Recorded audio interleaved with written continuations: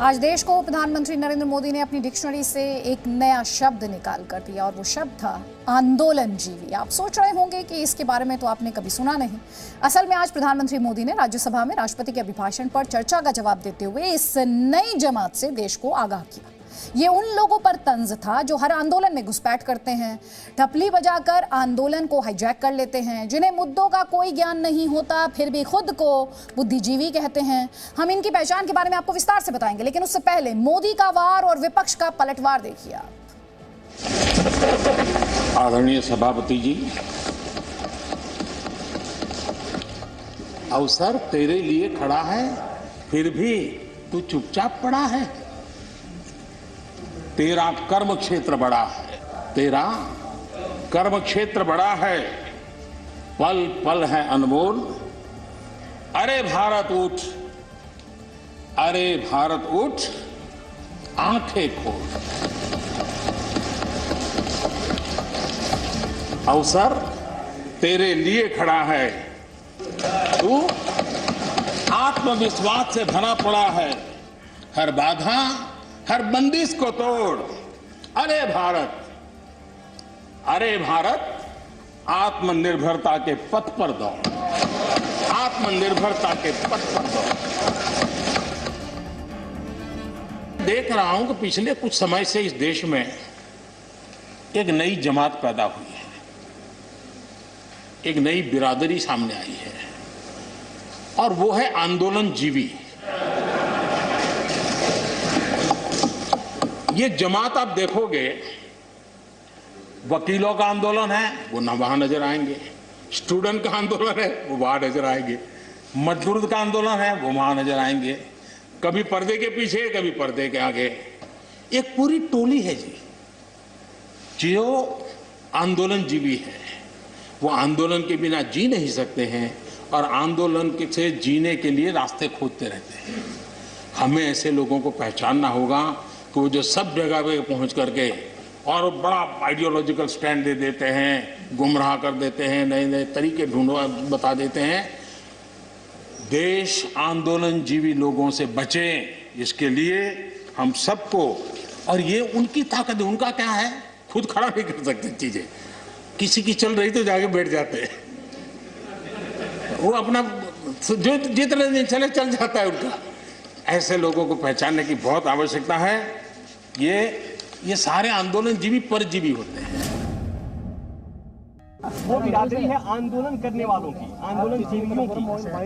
हाँ, तो ठीक ही तो आया, किसान बिरादरी आएगी और इस किसान बिरादरी के साथ में सब लोग आगे। देश में भूख पे व्यापार नहीं होगा, भूख से व्यापार करने वालों को बाहर निकाला जाएगा।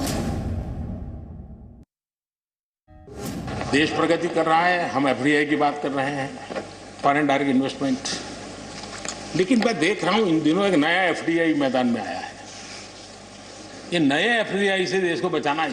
एफडीआई चाहिए, फॉरेन डायरेक्ट इन्वेस्टमेंट, लेकिन ये जो नया एफडीआई आज नजर का आ रहा है, ये नए एफडीआई से जरूर बचना होगा। और ये नया एफडीआई है foreign direct destructive ideology, foreign destructive ideology. और इसलिए इस एफडीआई से देश को बचाने के लिए हमने और जागरूक रहने की जरूरत है। ये तो इनकी आखिरी कोशिश है और हमारे प्रधानमंत्री जी का और इस सरकार की हमेशा यही कोशिश रहती है कि कोई उनसे सवाल नहीं करे। अगर कोई सवाल करता है तो वो देशद्रोही हो जाता है। मजा ये है कि जो लोग पॉलिटिकल बयानबाजी करते हैं उछल उछल करके, उनके राज्यों में भी जब उनको मौका मिला है, इसी में से आधा अधूरा कुछ न कुछ किया ही किया है हर किसी ने। यहाँ जो विरोध में दल है उनकी भी जहाँ सरकारें हैं वहाँ आधा अधूरा कुछ न कुछ तो किया ही है, क्योंकि उनको भी मालूम है रास्ते का रास्ता तो यही है। और मैंने देखा इस चर्चा में लॉ का जो स्पिरिट है उस पर किसी की चर्चा नहीं हुई है। शिकायत दिया गया तरीका ठीक नहीं था, जल्दी कर दिया, इसको नहीं पूछा, ये रहता है। वो तो परिवार में शादी होती है तो भी फूफी नाराज होकर के कहती है मुझे कहाँ बुलाया। वो तो रहता है, इतना बड़ा अपना परिवार है तो रहता ही है। Andolan is a part of freedom of India. Everyone has the right. खास करके पंजाब के, खास करके सिख भाइयों के दिमाग में गलत चीजें भरने में लगे हैं। ये देश हर सिख के लिए गर्व करता है। देश के लिए क्या कुछ नहीं किया इन्होंने। उनका जितना हम आदर करें उतना कम है। गुरुओं की महान परंपरा को, और मेरा भाग्य रहा है मुझे पंजाब की रोटी खाने का अवसर मिला है। मैं जिंदगी में बहुत महत्वपूर्ण वर्ष पंजाब में बिताए हैं, इसलिए मुझे मालूम है। और इसलिए जो भाषा उनके लिए कुछ लोग बोलते हैं, उनको गुमराह करने के जो लोग प्रयास करते हैं, इससे कभी देश का भला नहीं होगा। विश्वासघात किया उन्होंने, नहीं बोले एक लफ्ज। इतने शहीद हुए किसानों पे 2 श्रद्धांजलि के लफ्ज तो हम चाहते थे उनसे। इसकी वजह से आज कांग्रेस पार्टी ने और विरोधी पार्टियों ने, जब प्रधानमंत्री ने ये भाषण अपना सुनाया जहां पे कोई सीरियसनेस नहीं थी। मैं श्रीमान डेरेक जी की बात सुन रहा था, बढ़िया बढ़िया शब्दों का प्रयोग हो रहा था। फ्रीडम ऑफ स्पीच,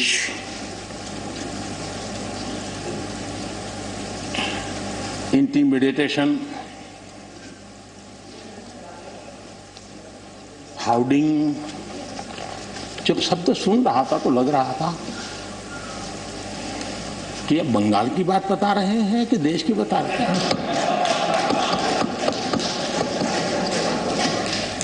स्वाभाविक है, 24 घंटे वही देखते हैं, वही सुनते हैं, तो वही बात शायद गलती से यहाँ बता दी होगी। कांग्रेस के हमारे बाजवा साहब भी काफी अच्छा बता रहे थे इस बात, और इतना लंबा खींच करके बता रहे थे तो मुझे लग रहा था बस साहब थोड़ी देर में ये इमरजेंसी तक पहुंच जाएंगे।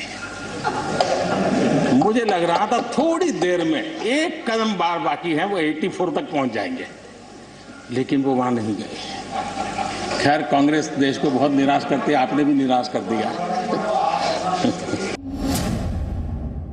आज जो प्रधानमंत्री जी का वक्तव्य रहा राष्ट्रपति अभिभाषण पे, उसको लेकर देश के किसान के हाथ केवल निराशा लगी है। दुर्भाग्य है कि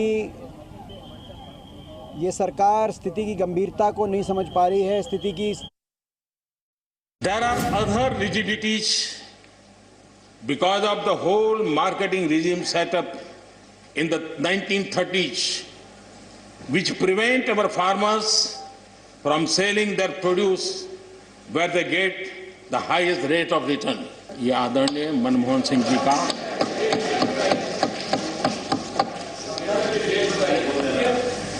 आदरणीय मनमोहन सिंह जी ने किसान को उपज बेचने की आजादी दिलाने, भारत को एक कृषि बाजार दिलाने के संबंध में अपना इरादा व्यक्त किया था, और वो काम हम कर रहे हैं।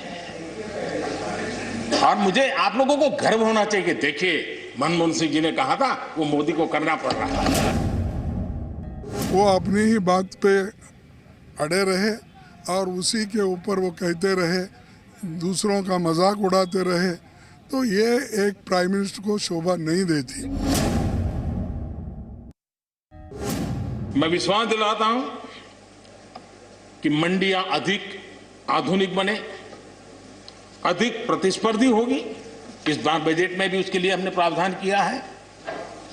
इतना ही नहीं, एमएसपी है, एमएसपी था, एमएसपी रहेगा।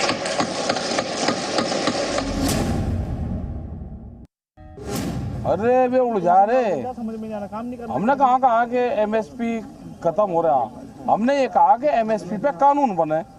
तो ये आनंद जो आपको मिला है, इसके लिए मैं काम आया, ये भी मैं अपना सौभाग्य मानता हूं, और मैं चाहूंगा ये आनंद लगातार लेते रहिए। मोदी है, मौका लीजिए। बहुत बहुत धन्यवाद। धन्यवाद प्रधानमंत्री जी।